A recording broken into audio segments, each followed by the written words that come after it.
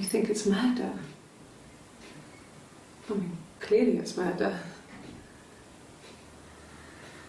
What can I do to help?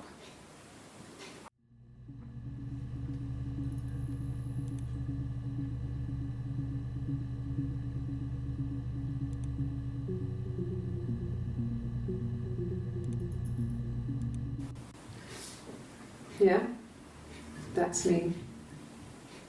But February, I mean, that was months ago. What's that got to do with Simon's murder?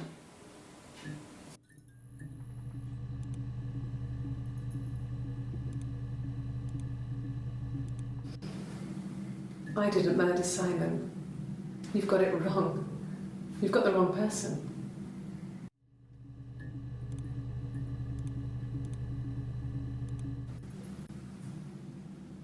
I'd like to speak to a lawyer now. Please. You have no murder weapon. You have nothing. And all these stories we've been telling each other, just that. Stories.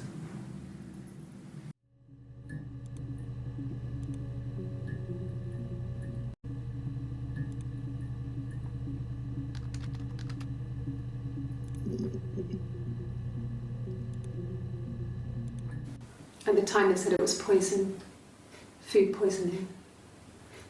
I mean, I felt so guilty. If I'd still been at home, maybe I could have done something. I didn't.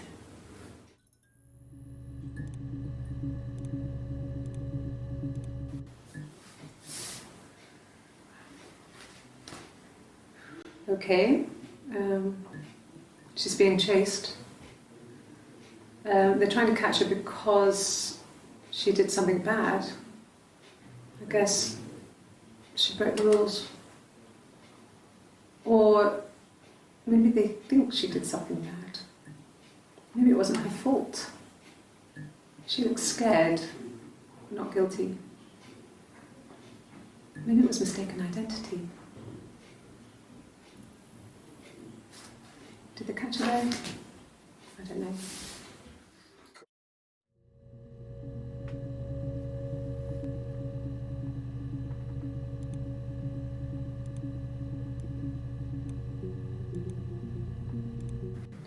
Yes. I thought about telling Hannah. I felt guilty after the kiss. But then it began to feel like this was the way it should be. Sharing, like we had before. He never mentioned her to me. There was the Simon with me and the Simon with her. It was almost like it was a different Simon. But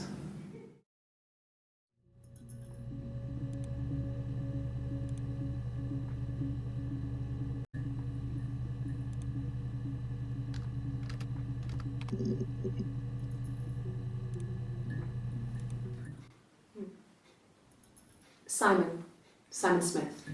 He works at Ernst Brothers Glass. They do windows, all kinds of glass. Simon does the more special work, mirror making, feature windows, artistic things, really beautiful things.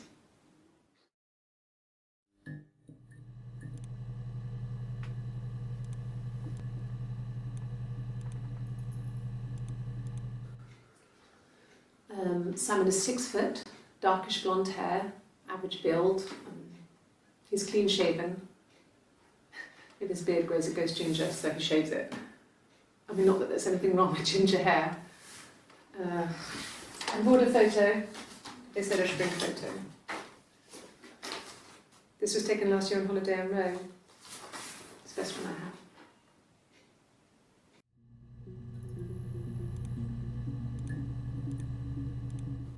It's the Rockington Arms, the Rock. It's run by a nice couple, Peter and Susan. There's some other regulars there that Simon likes to drink with, and the barmaid they're having sometimes, Helen. Peter said Simon had been in and had a few drinks.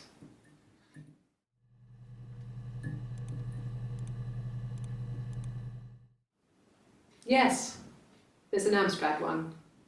No one uses it for very much. There's a printer so you can write letters on it.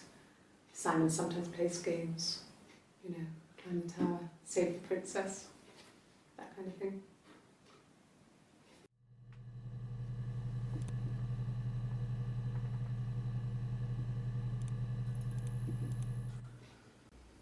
Simon isn't the type to run off or do anything crazy. Someone must have done something to him, or there must have been some kind of accident. So what do we do next?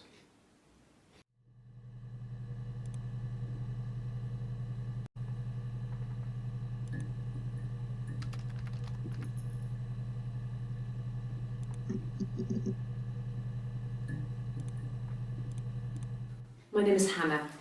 H-A-N-N-A-H. It's palindrome. It reads the same backwards as forwards. It doesn't work if you mirror it though, it's not quite symmetrical, but well, I mean, you get the idea. Sorry. Hannah Smith, I live at 31 Gladstone Street.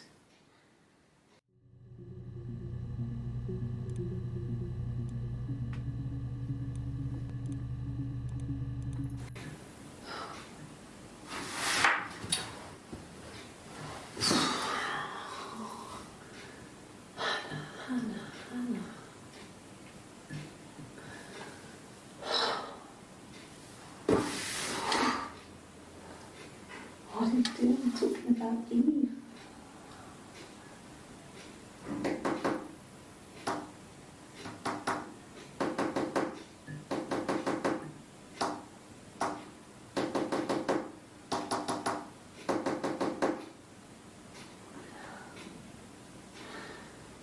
Poor Simon.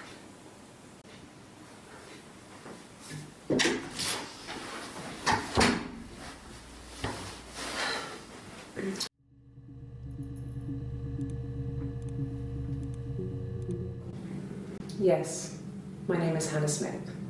Oh, shit. Sorry.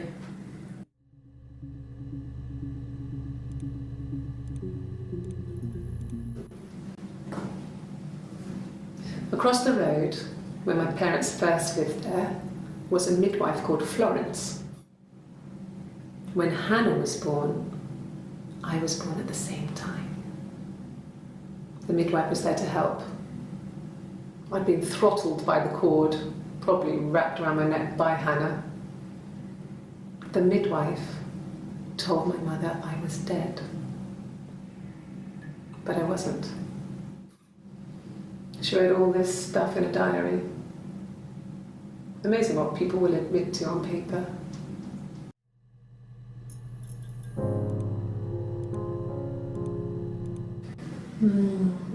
She recognized me from the window. She told me to come inside, and she hid me. They had made the attic into a place where Hannah could play. There was a dollhouse. She hid me up there. No one else ever went into the attic. It was her place.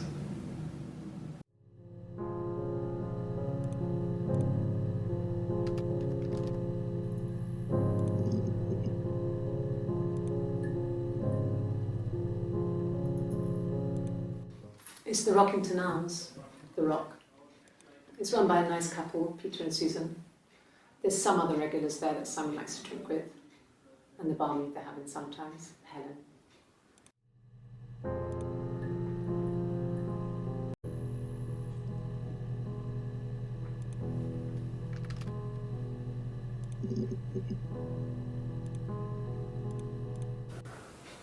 Well, my friend Eve. I mean, she was a friend from when I was a kid, and she was always more popular with the boys, and I used to hate her for it. I mean, really hate her sometimes.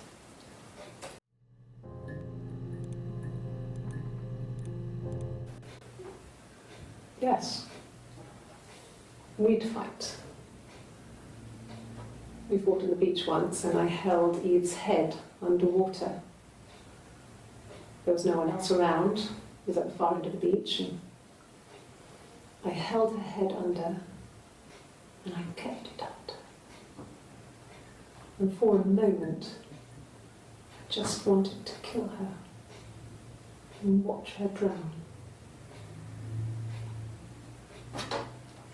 But that was it. It was just a moment. We were made up afterwards. It was a love-hate relationship.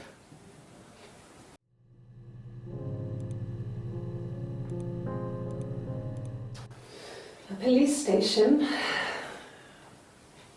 Yeah. When I was young, we ran away on my birthday. Bob Dylan was playing in London and we thought we could break into his tour bus and have him take us with him. The taxi driver we paid to drop us off, I mean, we'd saved money, pinched a bit here and there to pay for the fare. He was suspicious because we were so young, so he told the police. So they came and picked us up and took me back to Portsmouth. My mum picked me up from the station. But I blamed everything on my friend Eve, so my parents let me off.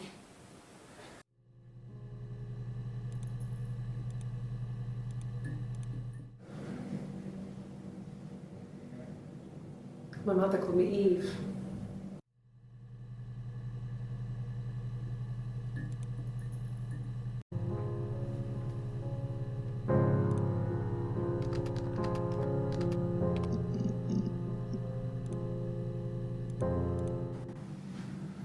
Florence took me home with her.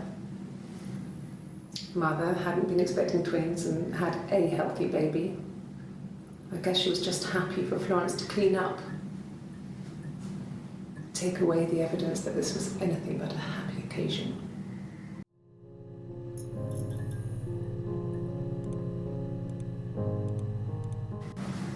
Florence raised me in her home. I never left it. She kept me out of sight. It wasn't odd for people to see a midwife with a baby, carrying in supplies, washing nappies, that sort of thing. I never knew any different. I grew up looking out of my window and seeing her across the road. I thought it was like a reflection in the mirror. She was me.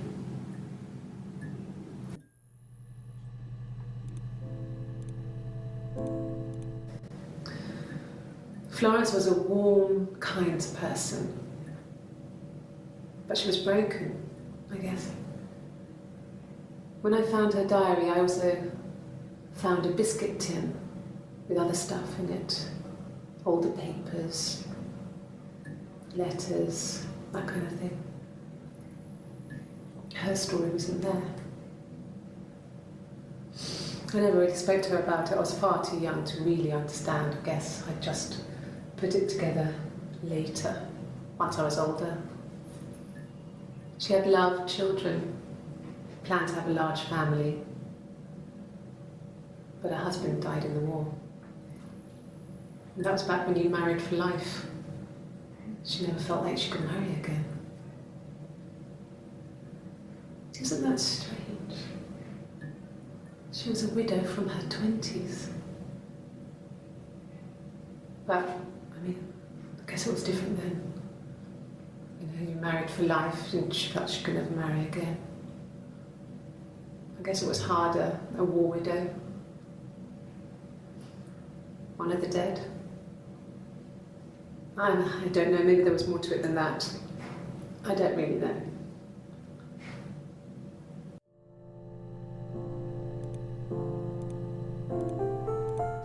No, it was just me and her. Eve was the name they were going to call their first child. They talked about it and were going to try when he came back. Florence's family had a history of firstborn girls, so they were convinced it was going to be a girl. It's hard to know if this is all true. These are stories I remember, that I read when I was a child. Maybe I misread, maybe I misunderstood. Sometimes it's hard to remember what happened last week.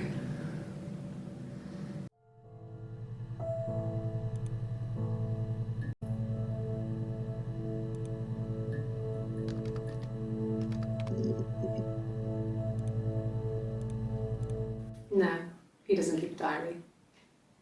That's my thing. I've kept one, well, as long as I can remember, since I was a girl. It helps make sense of my day. And when you're forced to put something into words, it just gives you perspective. Everyone's on the same page.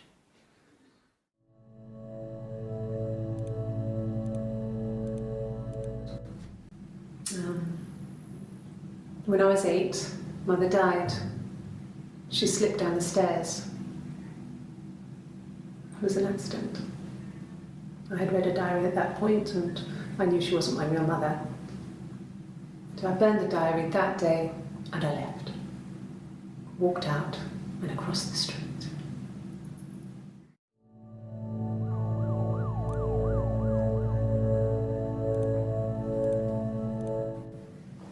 It just became our way of life. We would swap places and take it in turns to do things. And we were very careful. Whoever had been out that day would come back and write a detailed diary so that we were on the same page. We had a list of rules that said what we could and couldn't do in any given situation. It was exhaustive. We lived a second life through those rules. Rules for things that could only ever happen inside our imaginations. We would consider all the permutations of future events and agree rules to walk our way through them.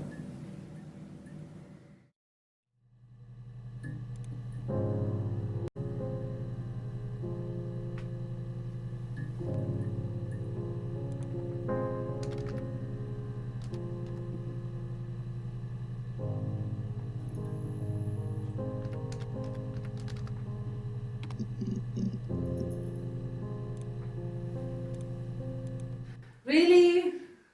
Okay. Here's the rest. Oh, they laid a body on the doctor, oh, the wind and the rain, till a fiddler with a fiddle came walking by, oh, the dreadful wind and rain. And he made a fiddle bow of her long hair, oh, the wind and the rain. Yes, he made a fiddle bow of her long blonde hair, oh, the dreadful wind and rain. And he made fiddle pegs of her finger bows, oh, the wind and the rain. Yes, he made fiddle pegs from her finger bows, oh, the dreadful wind and rain. And he made a fiddle out of her breast bone, oh, the wind and rain. The sound could pierce her heart of stone, oh, the dreadful wind and rain. But the only tune that the fiddle could play was, oh, the wind and the rain.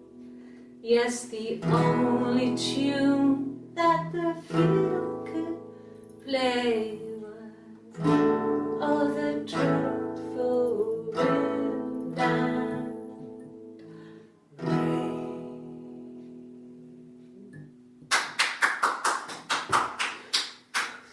Anything you sing may be used as evidence against you.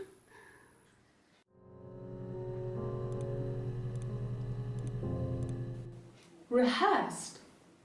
You ask me the same question, you'll get the same answer. Is that your evidence? Of course I thought about what happened then. It's all I've thought about.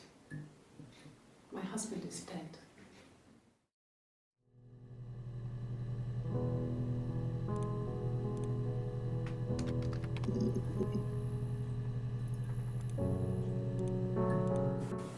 Okay. There's a girl and she's staring out of the window. She's sad. She's trapped. She's here. She's looking out the window because her mother won't let her out.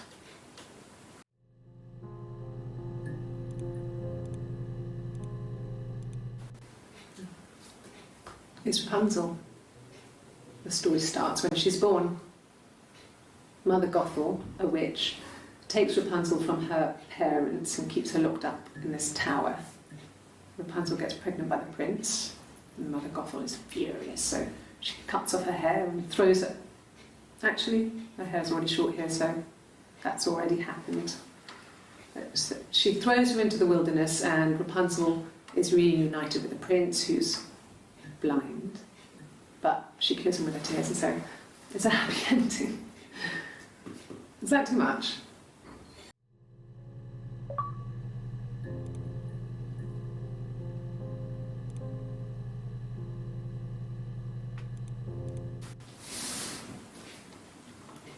She's crying, I guess. She's sad because she thought she saw her husband with another woman. But it's okay, because she finds out it wasn't her husband, it was his brother. And so it's fine.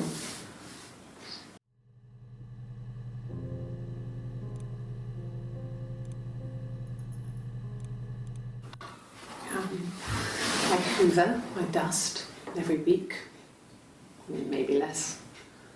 I once asked Eleanor how often I should dust, and she said, if people asked, tell them you do it once a week, but every few weeks is okay.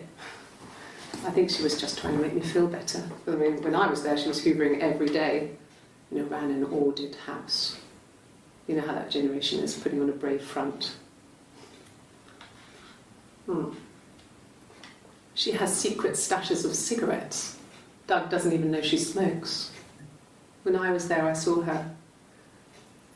She has these sort of porcelain vases, ornamental, next to the Reader's Digest books. Cigarettes inside. And she still has them. I mean, last time I was there, I looked in a vase. There was a fresh pack. I mean, all those years of marriage, and she still has a secret like that.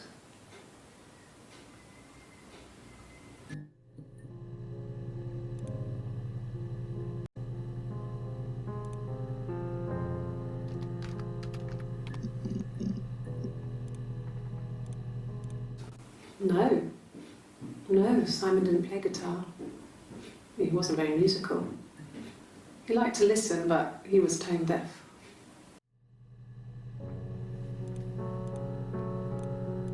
Yes.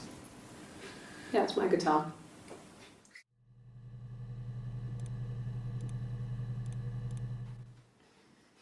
You want me to play something? I'm not the world's greatest guitar player. Okay. Probably needs tuning. No, it's okay. How about a traditional ballad? Should be right up your street.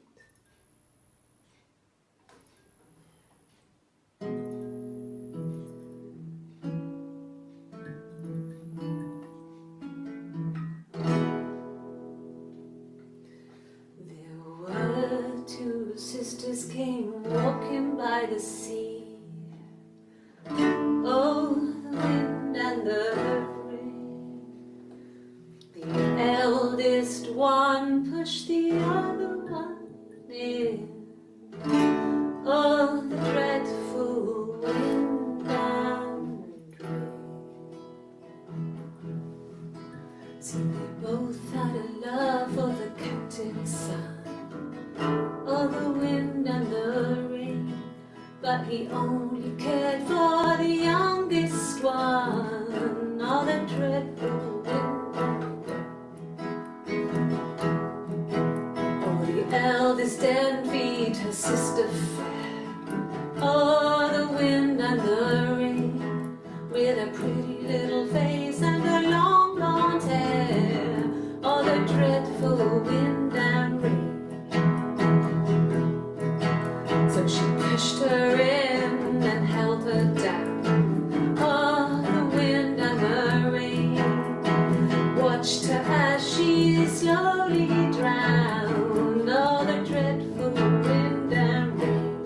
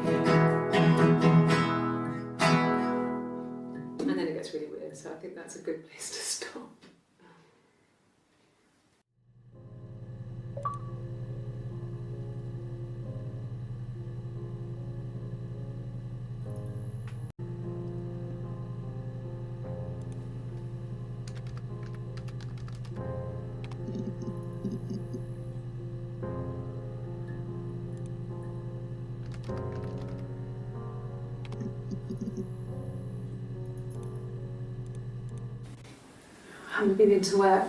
I guess I've just been waiting to hear from you, hear from my husband.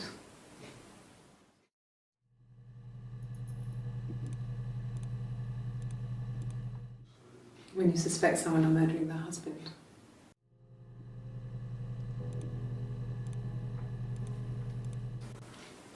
I thought it made me sound suspicious. It's not a normal thing to do, to drive to the other end of the country. I wanted to keep it simple. I know it was stupid not to tell you everything. Saying I spent the night in Glasgow when my husband went missing, I thought it would, distract you from what was important. It's different now. Now he's...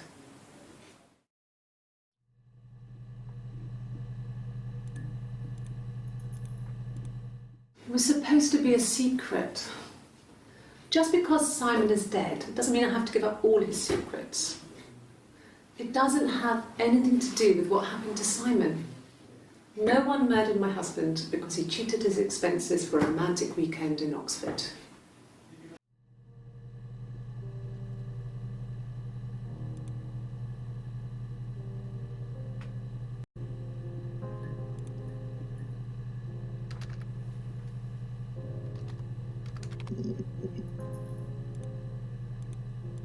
Yeah.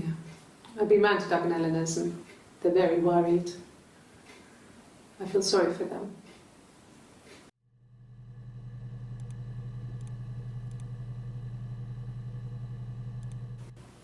Okay. I parked up in the street. It was busy, so I had to park down the end of the road. Walked up, knocked on the door, no answer. I took my keys out of my bag and unlocked the door. The main lock was unlocked. You can tell because the key doesn't turn when you try to turn it to the left. I walked in, Simon's coat wasn't on the peg. I couldn't see his shoes in the shoe rack. I shouted out. I walked straight into the kitchen because he usually sits in there to have a cup of tea and read his paper, but he wasn't there. I touched the kettle, it was cold. I looked quickly in the living room, nothing. So I walked upstairs to the bedroom and he wasn't there. I didn't search for him because it was pretty clear he wasn't there. I had a shower. The phone rang whilst I was in the shower. I didn't answer it. I think it was Eric. Then I was just exhausted. So I lay down on the bed and I fell asleep, though I didn't mean to. I woke up a couple of hours later and I was surprised to see no one in the bed next to me. And then I remembered where I was and what had happened. That's when Eric called again. This time I spoke to him. Then I called Doug and Eleanor. And then I decided to come and see you. That enough?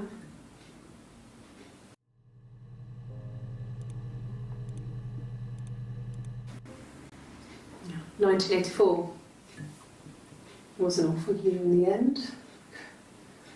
We were living at Doug and Eleanor's. I lost the baby at the end of spring and my parents died in the summer.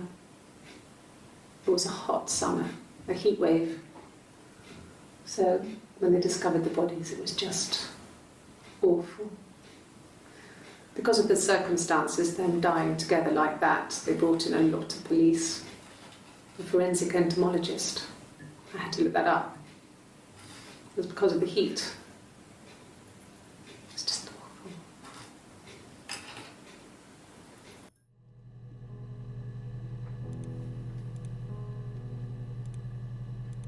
Yes. I speak with Eleanor at least once a day. Not that there's anything much to say. It's more just...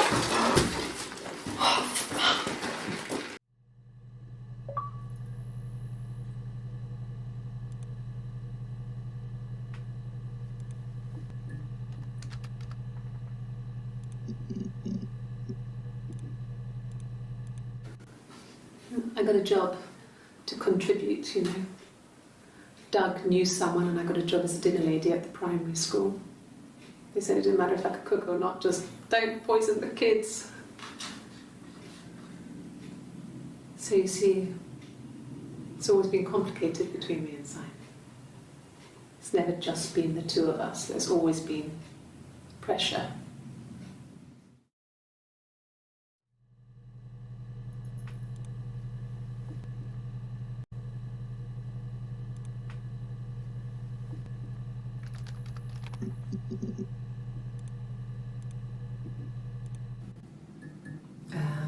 When she went home, Simon had a birthday tea waiting. Afterwards, she told Simon about me, told him I was pregnant. She wanted me to move in with them, this sister he didn't know she had. She knew that instant. The look on his face. She knew.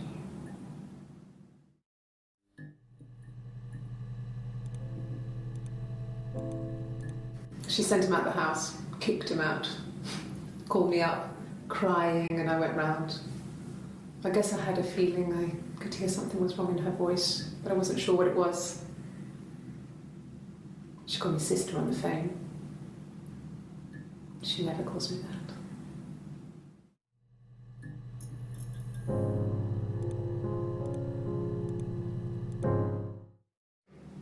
My sister is gone. And she's never coming back.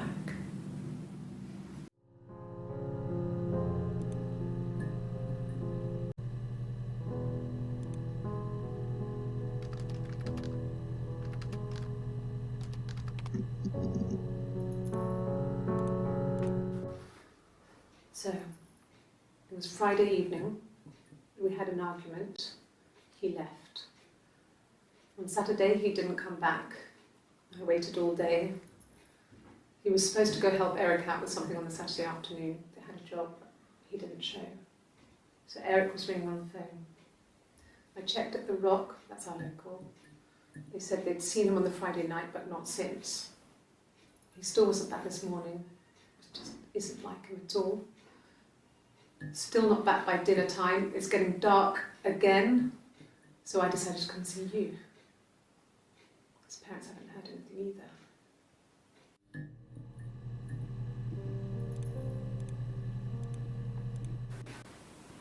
I got pregnant. Both our parents had a big powwow. We weren't even in the room. And they decided we should get married.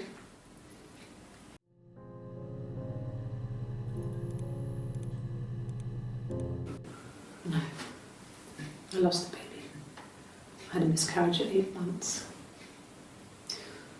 We carried on living at Simon's parents until, well, it was only a few months after.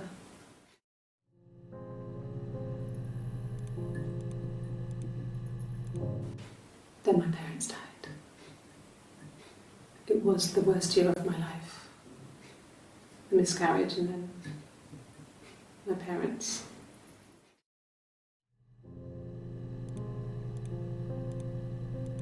Yes, I inherited it from my parents, so it made sense to move back, me and Simon.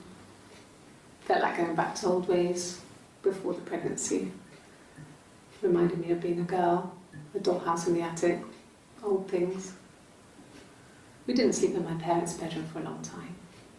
We decorated it as soon as we moved in, but it was another year before we started sleeping there.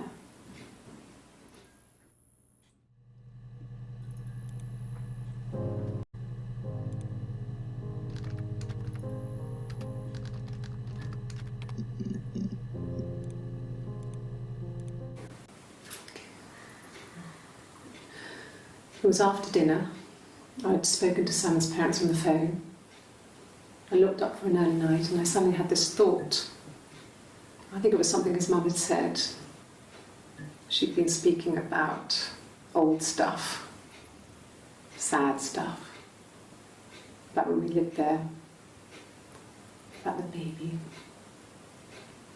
There's some boxes in the cellar, nursery stuff we never needed, and I never had the heart to throw out. And I suddenly remembered that when I'd looked down there the week before, those boxes, that pile was in the wrong place. I went cold all over. I went down there with the torch and went straight to the back, and that's when I saw the bin bags. Pulled them open, saw the body. I screamed, and that's when I called the police.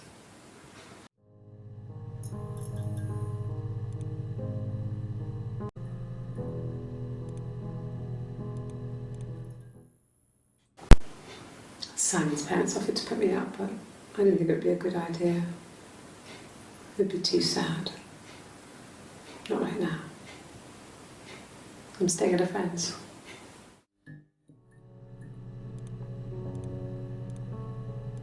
Oh, okay. I parked up on the street. It was busy, so I parked down the end of the road. I walked up to the house, I knocked on the door, no answer. I took my keys out of my bag, unlocked the door. The main lock was unlocked. I could tell because the key wouldn't turn when I tried to turn it to the left. I walked in. Simon's coat wasn't on the peg. I couldn't see his shoes on the shoe rack. I shouted out for him. I walked straight into the kitchen. He usually sits in there to have a cup of tea and read his paper. He wasn't there. I touched the kettle. It was cold. I looked quickly into the living room. Nothing. I walked upstairs to the bedroom. He wasn't there. I didn't search for him because it was pretty clear he wasn't there. Then I had a shower. Whilst I was in the shower, the phone rang. I think it was Eric, his boss. I didn't answer it. Then I came out and I was just exhausted. So I lay down on the bed and I fell asleep, but I didn't mean to. I woke up a couple of hours later and I was surprised to see no one in the bed next to me. And then I remembered where I was and what had happened. That's when Eric called again. I spoke to him. Then I called Simon's parents. And then I decided to come and see you. That enough?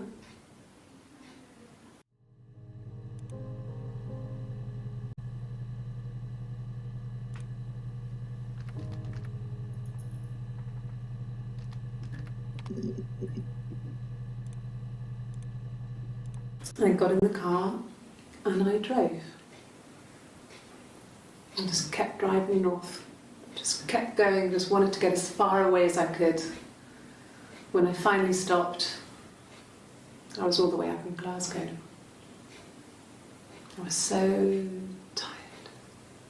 I just had to sleep.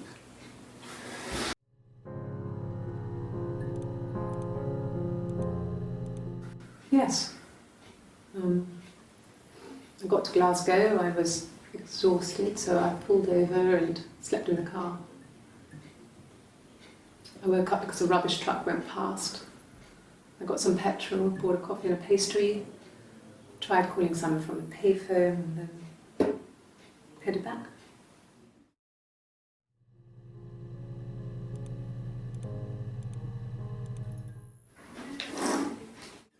Yeah, that's Simon's watch. It was a gift from Eric. He got it this year. It was a wedding anniversary gift. Steel. It would have been Diane who chose it. She has really nice taste. That time, you must eliminate me. I was in Glasgow then.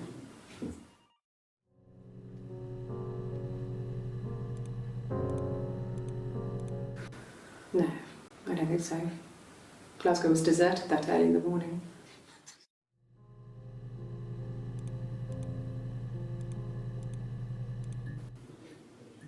When I arrived in Glasgow, I was exhausted. The streets were empty.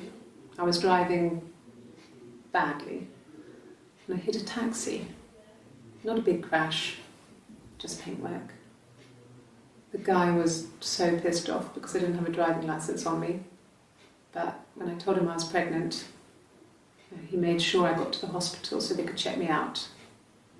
It was fine. The hospital must have details when I was looked at. There's a scratch on the car.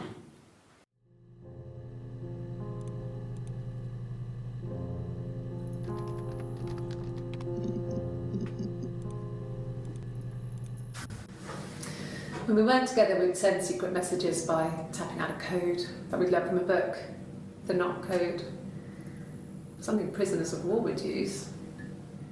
We'd tap them out on radiator pipes or the attic floor.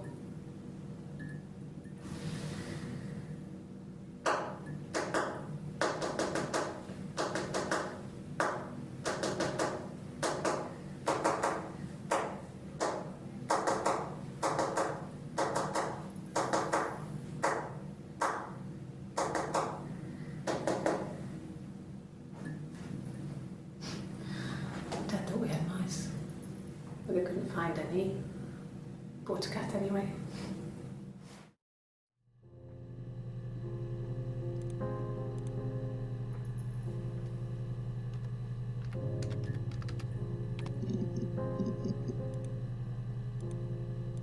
There was a conference, something to do with double glazing, in Oxford.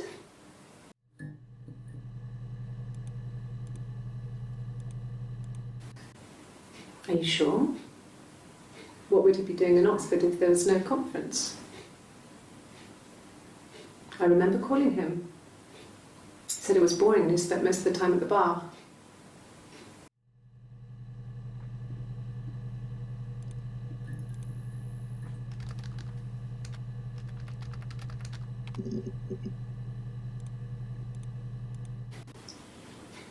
Okay, you got me. I'll confess. We were there. It was a dirty weekend.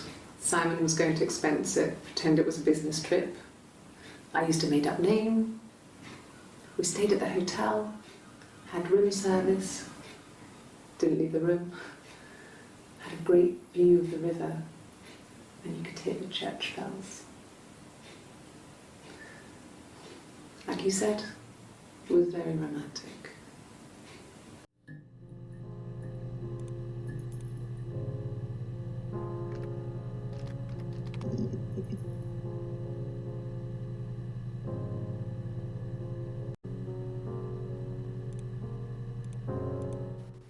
He was wearing a shirt,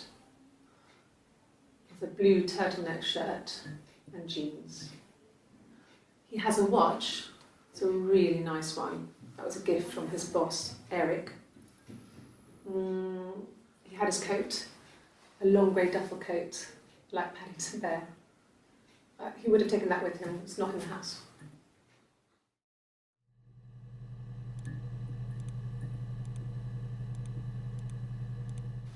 Yes, there's a car that we share, a Cavalier, and a van he uses for work. It's owned by Eric, but we look after it. Both of them are there now, parked on the street. I'm not sure about the keys for the van. I can look for you when I get back.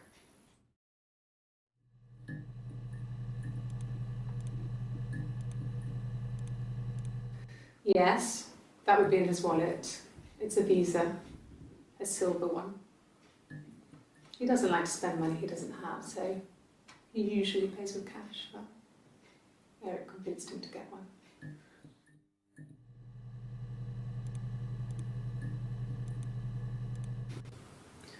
Eric was like an uncle to him. They were pretty close. They spend a lot of time with each other, especially when they have to go to conferences. Have you met his wife, Diane?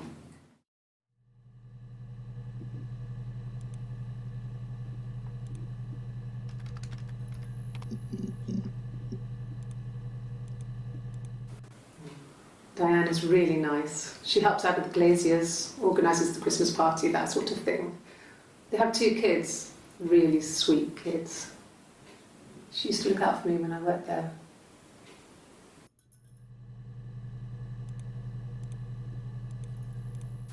Not really. He would go to the pub. He had his drinking buddies there, but no one ever really came back to the house. Sometimes Eric, his boss, and his wife would come over for dinner. That would be us returning the favour. Diane is a really good cook, into her trendy ingredients. And the last time Simon cooked something off MasterChef, he got the recipe off CFAX, and I did my Lloyd Grossman bit, commenting from the sidelines. I had to find fennel from the supermarket. Have you ever eaten fennel?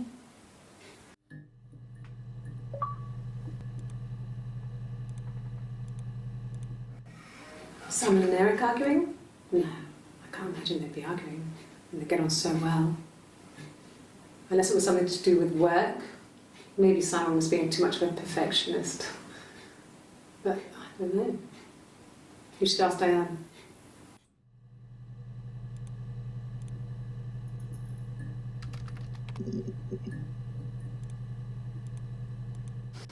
We spent the wedding night in a hotel in Brighton. It would have been too much to do more. We were staying for the baby. It was wonderful to be in a hotel, away from home, just alone together. Since then, we've always tried to get away for our holiday.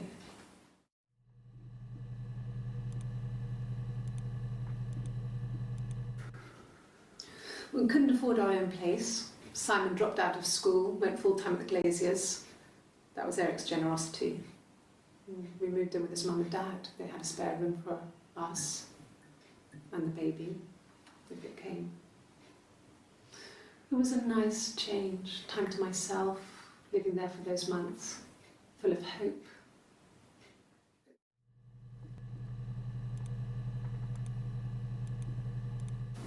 Yes. It was a shock to him. I mean, we never thought it was possible. I don't know what I hadn't decided whether to keep the baby.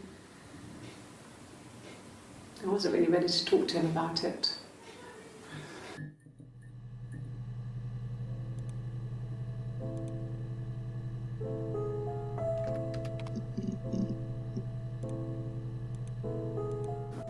Yeah, when I was at school. I worked part-time in the front shop. It was sort of an extended family thing. My dad used to work there, my mum worked there before I was born.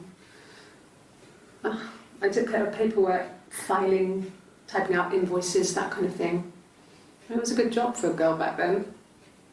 I didn't work a till or anything though. I was quite shy, so I wouldn't have liked to have worked a till.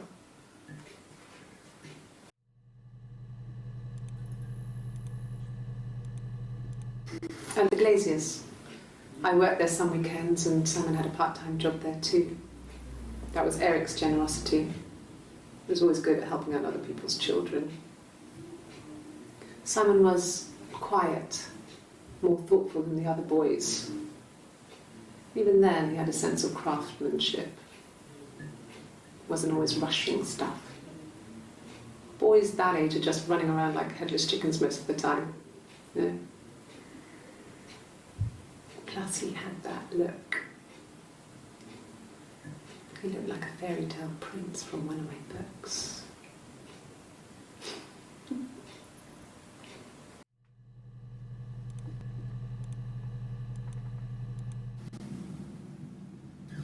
Hannah had a miscarriage. This was late in the pregnancy and it left her infertile. Felt like the universe had corrected its course. We were aligned again. But Hannah and Simon were still living with his parents. They were married. Simon had a job at the Glaziers now. Eric had given him a full-time position after he left school. And then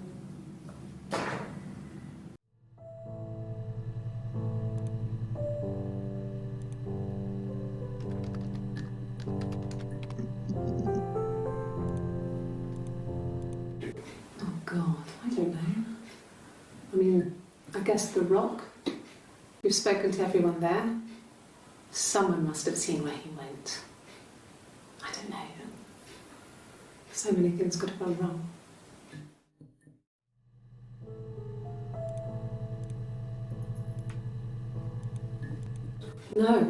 No one has been in the last few weeks. We had a plumber come in 3-4 weeks ago. Someone Simon knew from the Rock.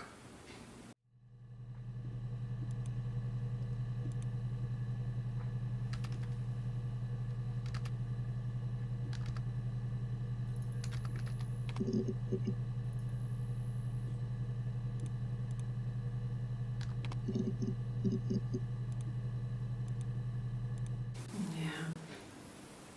They'd gone to bed feeling ill, thinking it was flu or something. The neighbour called me, I had to use my key to let them in. We found them dead in their bed. And they'd been there for days. No one had noticed. Just awful. It was so soon after my miscarriage, the worst year of my life. I'd been so happy to get married, and after that it was just like, fuck.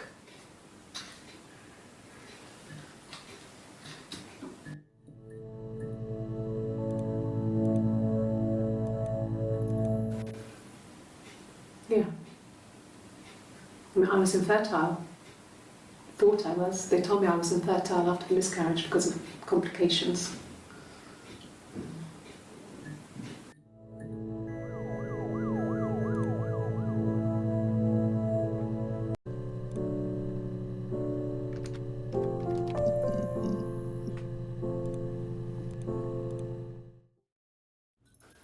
There's married couple stuff. A stupid argument, nothing specific.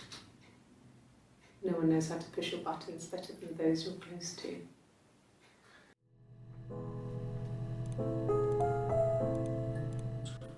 He has a wallet, a huge, silly thing, leather, real leather, I think.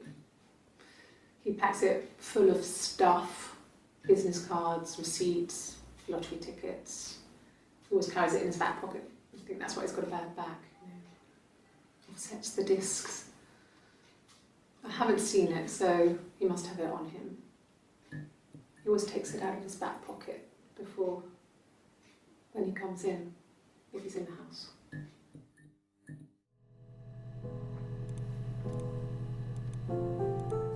Sure, I think. I do all the bills and paperwork and handle all the money stuff, so it should be easy for me to find. Do you want them dropped off to you?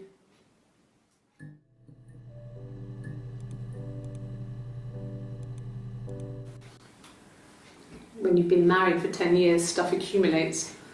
We could argue about anything. And he's so nice. That doesn't help.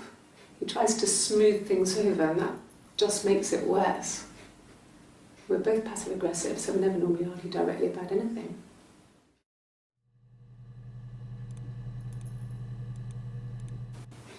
The bruise. I have a really fast metabolism, so stuff like that just comes and goes.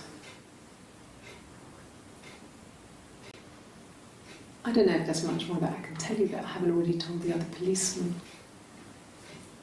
I found the body.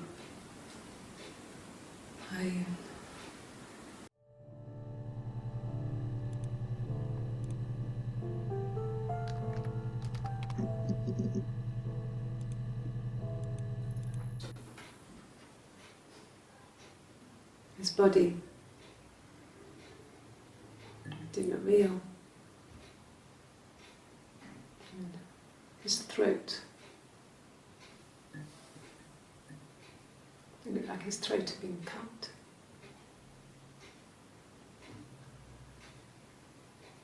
And I didn't see his glasses. He has these thick glasses. He doesn't always wear it.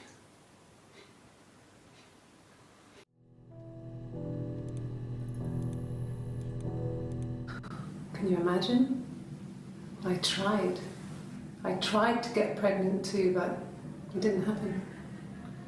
I slept with so many boys, men. My body refused. I think my period stopped because hers had. I was pretty ill. I mean, how could we stay the same now? Felt like Hannah had really fucked things up. Set us down separate paths. We had become different.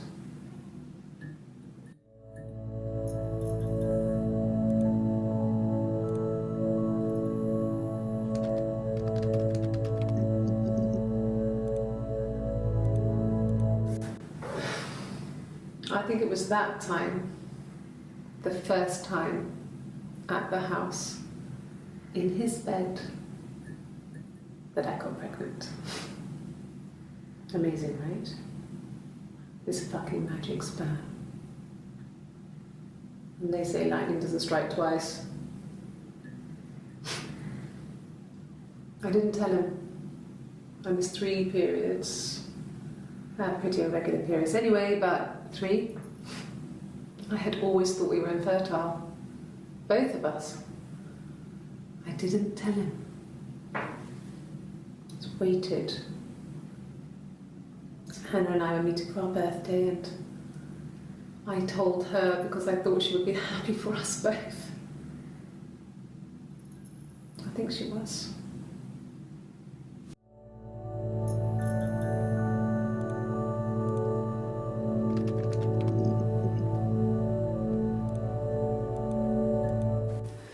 No, he was as shy as me. I asked a friend to ask him out for me. We had our first date at the Odeon in North End. We went to see Risky Business. I had on my one best dress. Simon paid, and he bought me a whisper, and I was worried about getting chocolate on my teeth.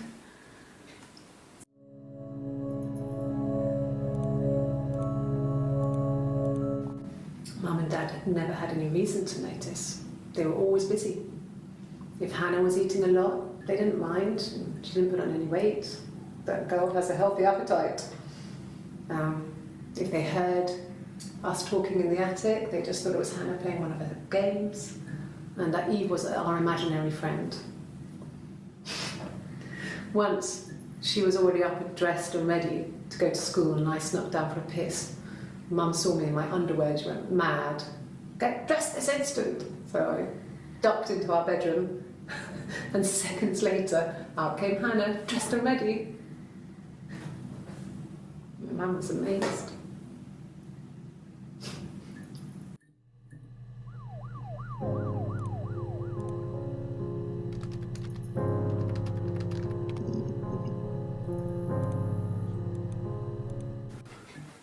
I guess you could call it that, but we were both happy to get married. It was a beautiful wedding. We had our first dance to Come Back and Stay. I'm not sure if that's a good wedding song, but I loved it. I chose it. I mean, it was genuinely our first dance. We'd never danced together before. It was probably awful to watch, but I enjoyed it. It felt like it was just me and Simon for that moment. Just the 2 of us.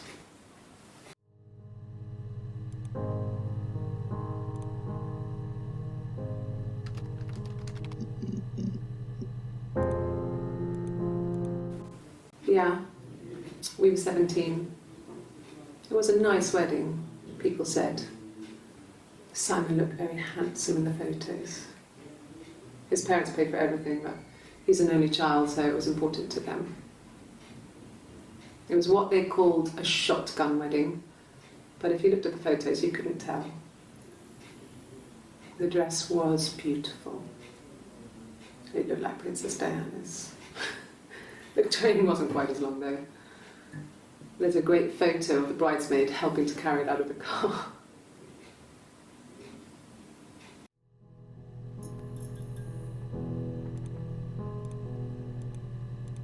No. The parents decided there would be a wedding. And after the wedding, Hannah moved in with his parents.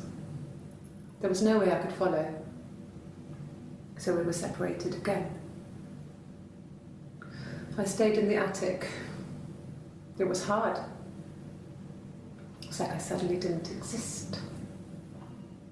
I would sneak out, but in case anyone recognised me, I started wearing a wig. Hannah and I would meet up in the park. I was trying to get pregnant, but I couldn't. I mean, I couldn't do it with anyone we knew, so it was sex with strangers. Drunk guys I'd met in clubs, parks and alleyways. I was 17. It felt like I was being punished. But it was Hannah who had betrayed us. I had to stop when one of the guys gave me an STD.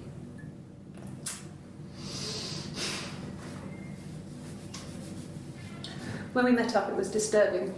For the first time, my reflection, she didn't look like me. She was fatter, flushed. If anything, I was getting skinnier. I found it hard to look sometimes. We talked about what to do. Was it time to become our own people? I mean, that seemed like the right thing to do, but neither of us wanted it. We agreed that her and Simon would get their own place as soon as possible, and then I could move in. And that was the plan.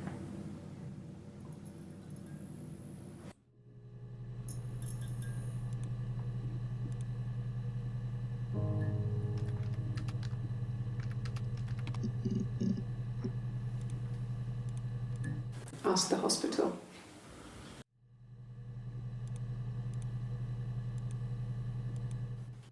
I don't see how it's hard. We've established I was in Glasgow when he was killed. You've spoken with the hospital.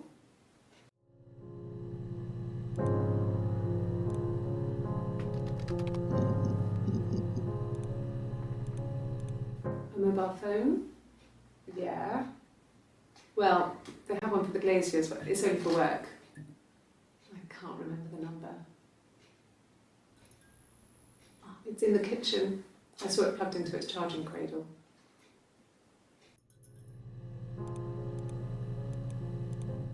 No. I'm not sure what Strange would be, but he hasn't been acting odd. He's been busy at work, but nothing too stressful.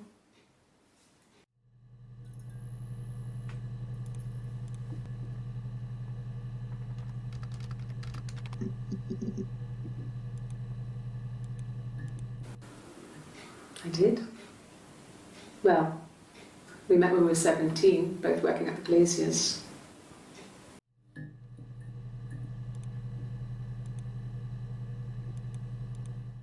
No. Everyone loved Simon. He's a Glazier, he doesn't have much money. I mean, I don't know. I don't know.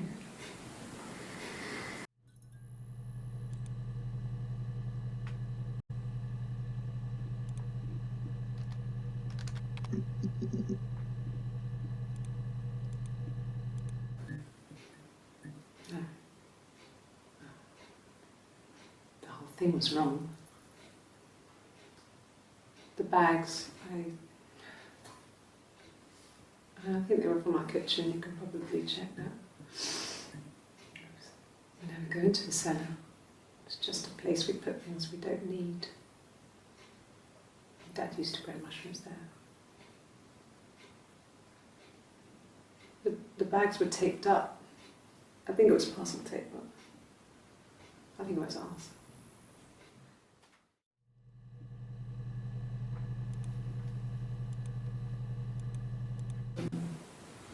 No, they were shut. Most of the windows were really hard to open anyway. They're stifling in summer.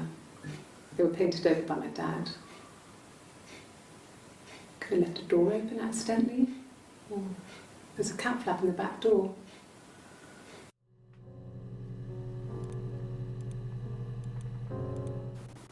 They said it was food poisoning.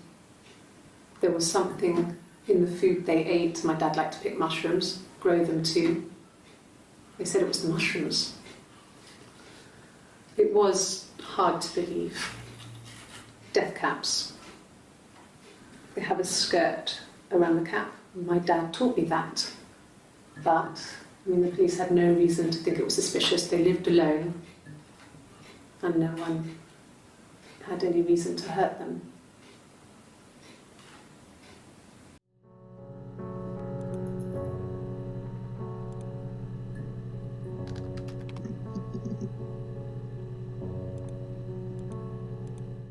Suicide? No. I mean, he would never do anything like that. He is not the kind of person to do anything like that. I mean, to hurt himself? No.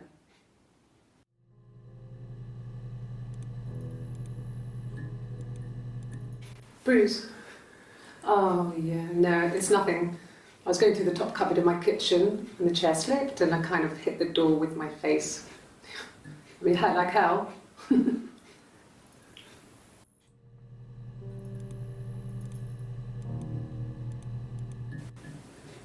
mean, I don't know. Something must have happened to him on his way home. He could be hurt. I mean, why hasn't he phoned? I don't know.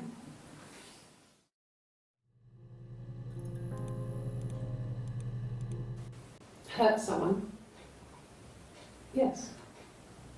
But everyone thinks that from time to time, right? You just want to lash out.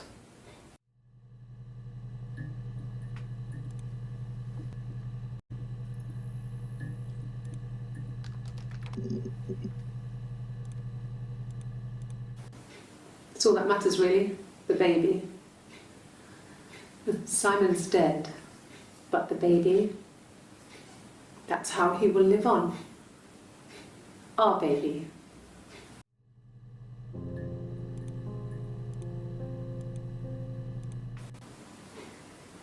You're reaching here. Oh, I don't know why.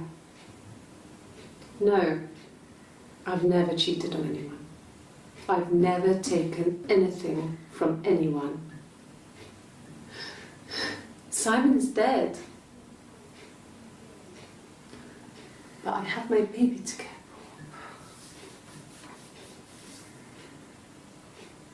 for. Why are you trying to make me sad? Why are you so obsessed with sex and affairs? You cheated on your wife. Is this your thing?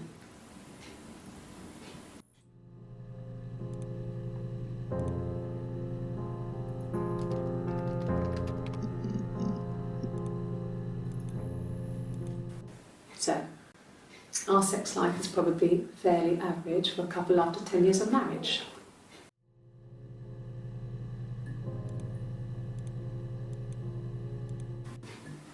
Simon was very moral about that sort of thing.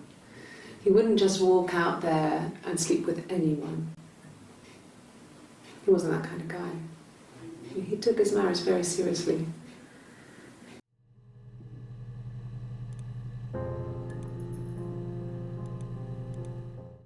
After the kiss, the next time, he took me back to the house, to our parents' house, to their house. So, it was definitely him. I sometimes think he wanted to get caught to prove to himself that we were different people. He told me about his marriage, told me how his wife was completely different to me. I almost burst out laughing.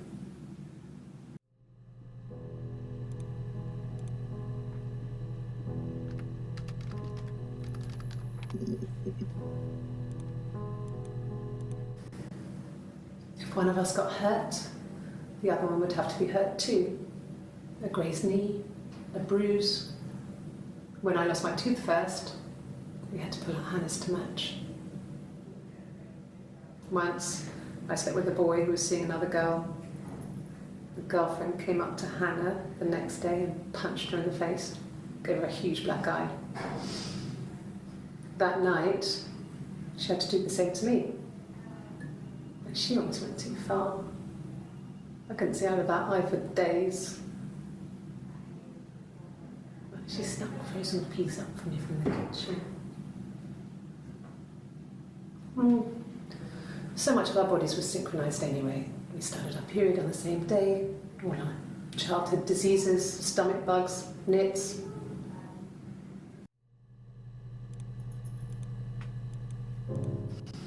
Differences? She's a better driver than me. She passed the test for us. I tried to take it and nearly crashed the car. Learned that you can't rely on confidence to get you through everything. She is the shy one. She was especially shy around boys. If Hannah liked a boy, I would have to pursue him. It was that way with Carl. Hannah met him first. She had such a crush. I let him take my virginity after a night that his band had played at. It got difficult. When I was with Carl, we would have sex, but Hannah couldn't let him see she was a virgin. She had lots of excuses. After a while, we decided that I should take Hannah's virginity. It's not that different to a bruise, pulling a tooth, a graze. We used a hairbrush. After that, we took it in turns, though. I was always the one who seduced the boys. Until Simon.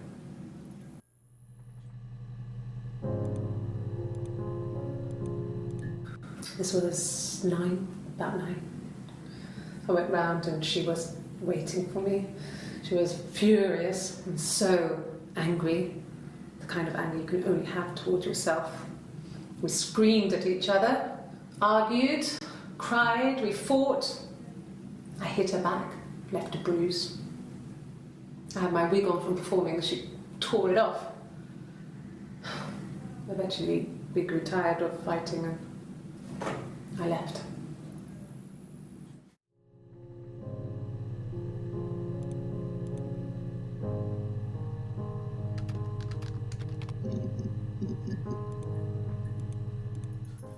No, he doesn't have any tattoos. He has a scar down here near his stomach, past his hip. Cut himself with some glass. That was before, a long time ago. He looks just like the photo. He's not got his glasses on here though. He takes them off for the camera. But he needs them to see properly, you know. He has to read a newspaper or a menu in a restaurant. Not books so much, or watching TV. He likes TV.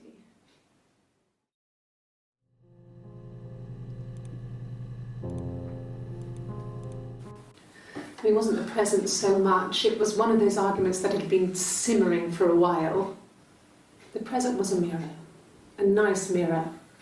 He'd engraved the glass, the kind of mirror a princess would have in a story. He made it specially for me.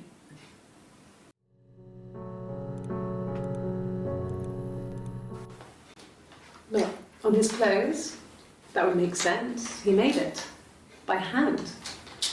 I mean, he brushes the silver onto the glass.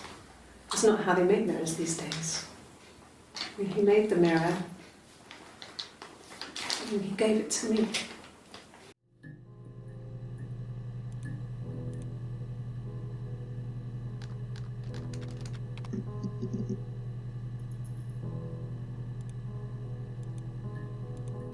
Yes, that's my birthday.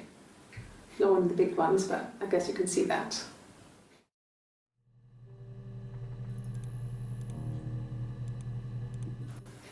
It was my birthday, like you said.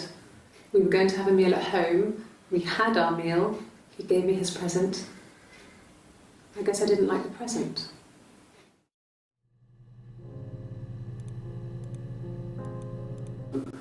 No. Well, yes. He found out on my birthday. I told him I was pregnant.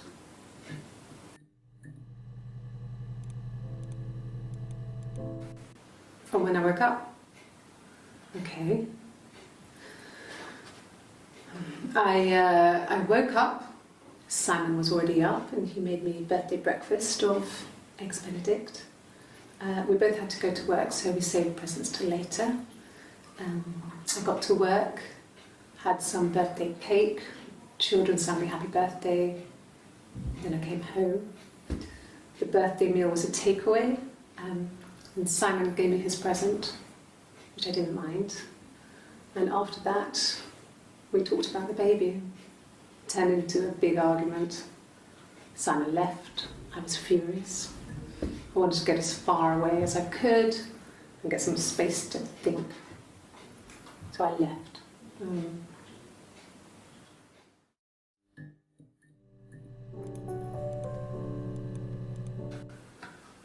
A week or so ago. It would have been the Saturday before my birthday. You know, I get like that on the weekends, have a lie-in, then want to get up and blitz the house.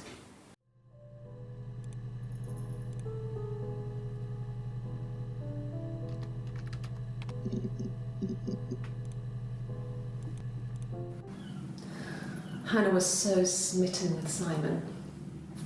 She started getting jealous, didn't want to share. Even the first date, we went to see Tom Cruise at the Old Odeon. We both went, kept changing places in the toilet. We only had the one best dress, so we had to keep swapping clothes.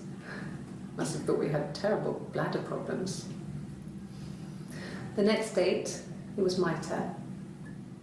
At the end, I let him kiss me, but that was it. We didn't want another card on our hands, and the Ouija board had said to hold back. After that, it was Hannah's turn, and she slept with him. Broke the rules. Deliberately broke the rules. She wanted to be the first to sleep with him.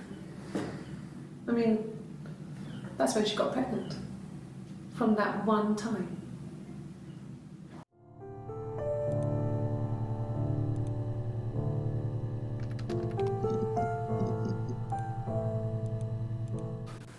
When will the police let me back in the house? And they let me take a bag of clothes with me, but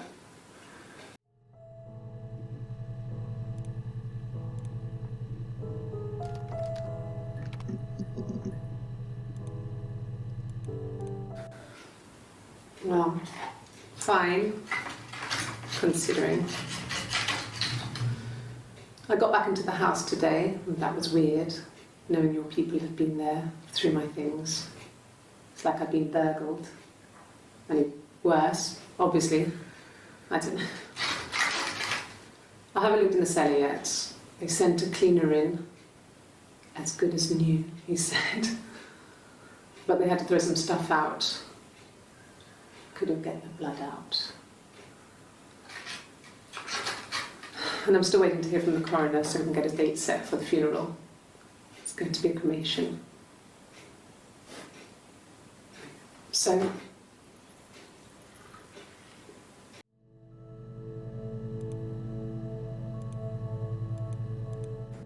it happened very quickly. We hardly had to talk to each other. We agreed almost silently. The baby was what mattered. We'd help each other. We cleaned up. We bagged up the broken mirror, her clothes. They're gone. We took him down to the cellar. We had an alibi, and we wanted the body to be found later. We wanted to have suspicion on us, so we could then disprove it, rather than have it linger. Better to keep the body in the house than risk being seen with it. The watch, that was my touch, to make sure the alibi stuck.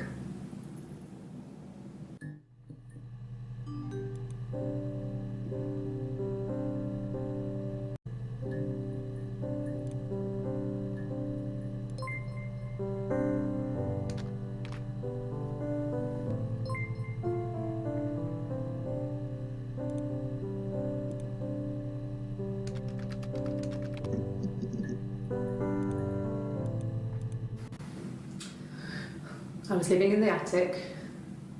It was a very hard time. I was depressed, was still pretty sick of the STD. And I came down one morning and they were dead. They were in bed and both had been sick. They'd thrown up a lot. And I slept through it.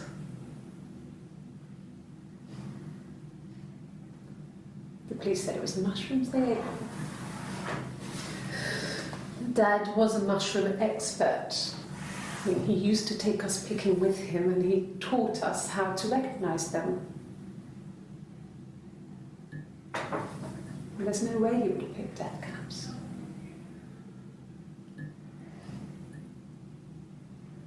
But the police believed that's what happened. They never even looked in the attic.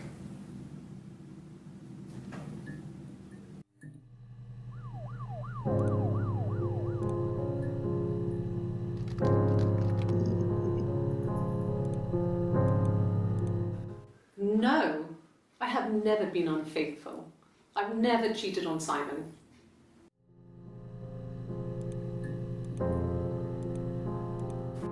Have I ever cheated on Simon? You asked that question yesterday.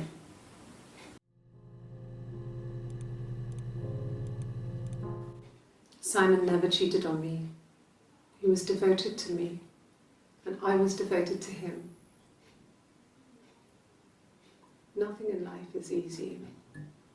We were good to each other. Life isn't a fairy tale. You do what you can.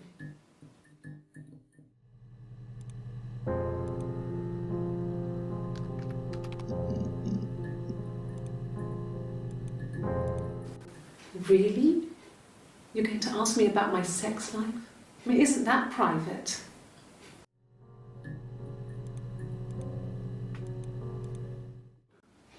Are you married? How is your sex life? No! You're talking to the wrong person if you think I'm some kind of slut. If you think I'm the kind of person that would have had sex with all those guys.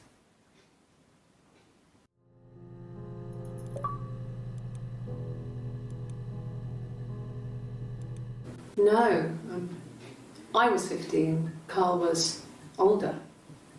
17, I think. I was really into him, regardless of how he actually behaved. Lots of drunken teenage sex. We did it in a church once. It's stupid. So he got tired of us and we split up after about 6 months. It was sad, but those early experiences, they help you realise who's really important to you, you know? Family.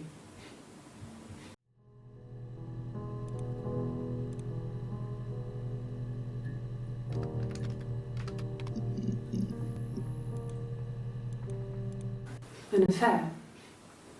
Simon wasn't having an affair.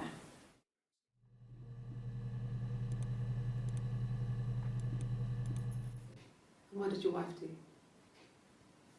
She didn't kill you. You think I killed Simon because he was having an affair? Well, I didn't kill him. I wasn't even there. I was in Glasgow worrying about whether my baby was still growing inside me. I mean, why would I kill Simon? I loved him.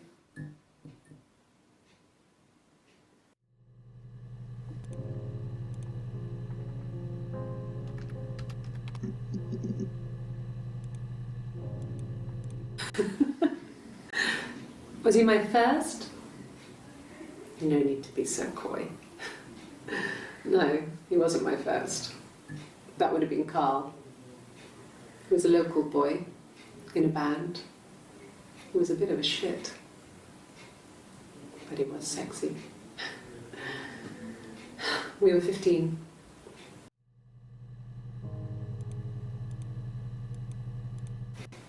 Family.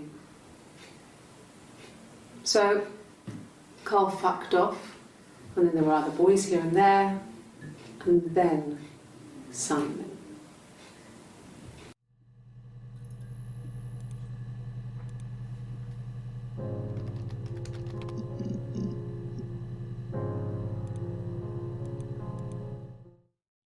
The mirror. I can't remember. I put it somewhere safe. Upstairs, I think. I haven't looked at it since.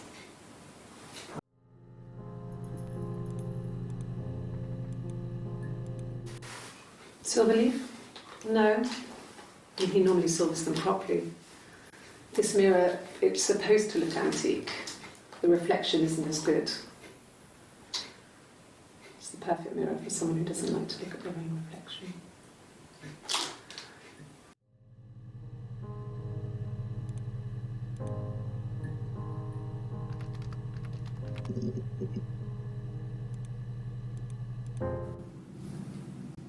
Her story is that she'd waited for him to come back. She put on my wig, some of my clothes, pretended to be me. They talked,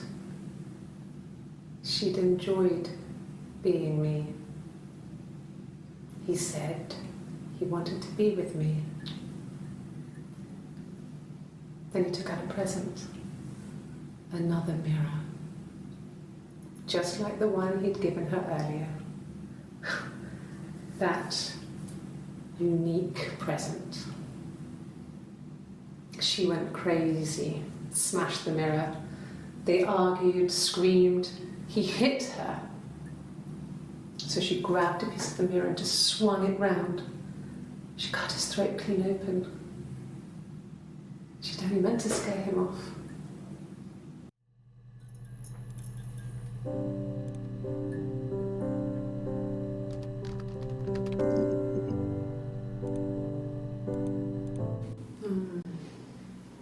About 8 years back, it was a present to myself. I shouldn't even be drinking coffee with the baby. It's been hard trying to give it up.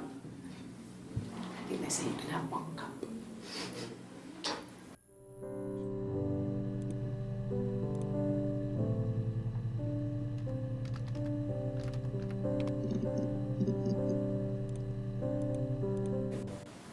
Yes, I'm fine.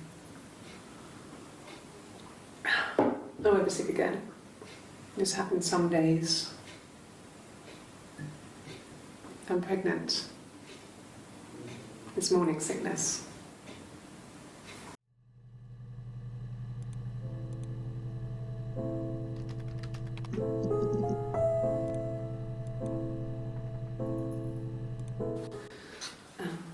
I sleep on the right side of the bed as you come in from the door.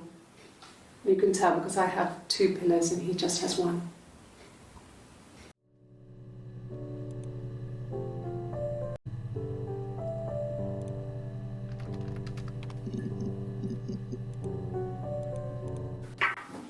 Let me see.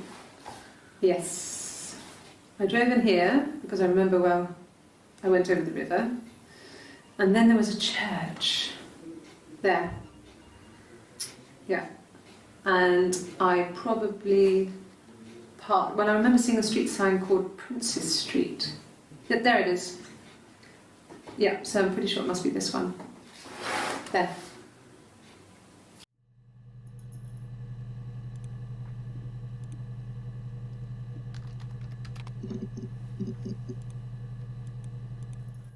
Sure? Yes, of course, if that would help. Will you phone the house to let me know when you want to come round? Then I can make sure that I'm there.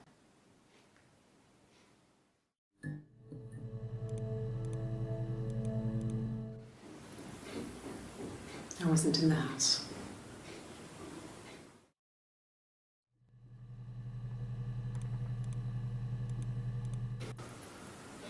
I wasn't in the house all of Friday night. After the argument, after Simon left, I left too. I was upset and I wanted to get away. So I took the car.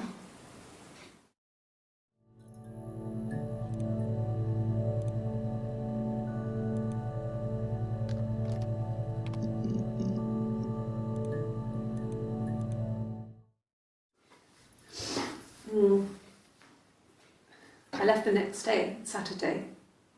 I slept for a few hours in the car. And when I woke up, I came straight back. Simon wasn't returning my calls and I wanted to try and make up. I got back to the house and Simon wasn't there. And I... Is there a bin?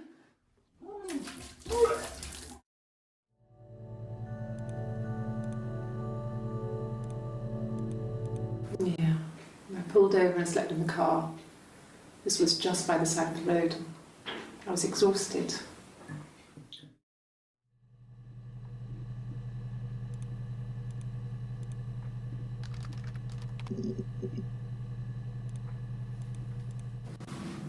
Yes, it was a cremation for the best.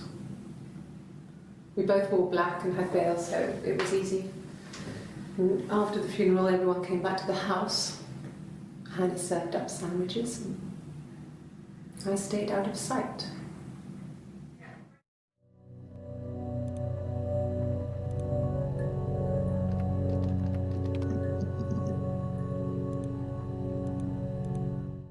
Yes, I read a lot as a child and watched lots of TV. Then the doll's house we had, we still have in the attic. It's kind of a fairy castle. We used to play out there and make up our own stories.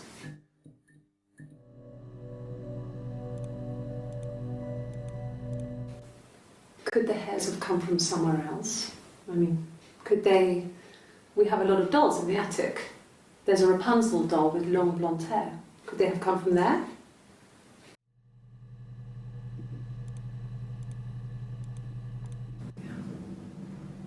I'm not sure where the dollhouse came from. I don't know if it was given to them or they inherited it. I mean, they wouldn't have had the money to buy it. It was so huge. It must have been taken up to the attic in parts and then reassembled up there. It's a beautiful thing.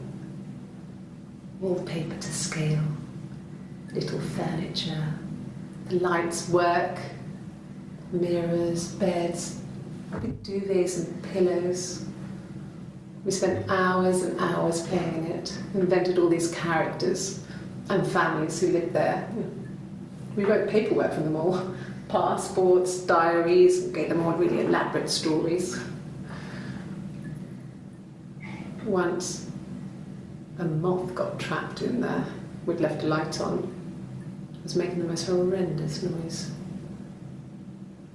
We tried to kill it, but it was tough. We ended up crushing it under a copy of the Arabian Nights.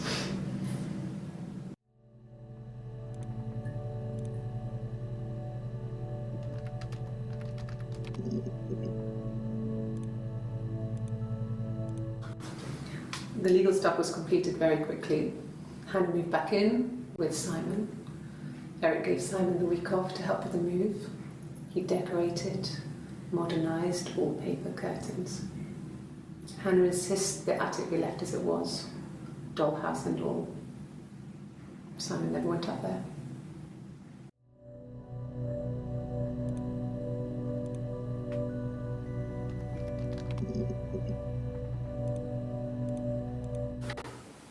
What kind of hairs?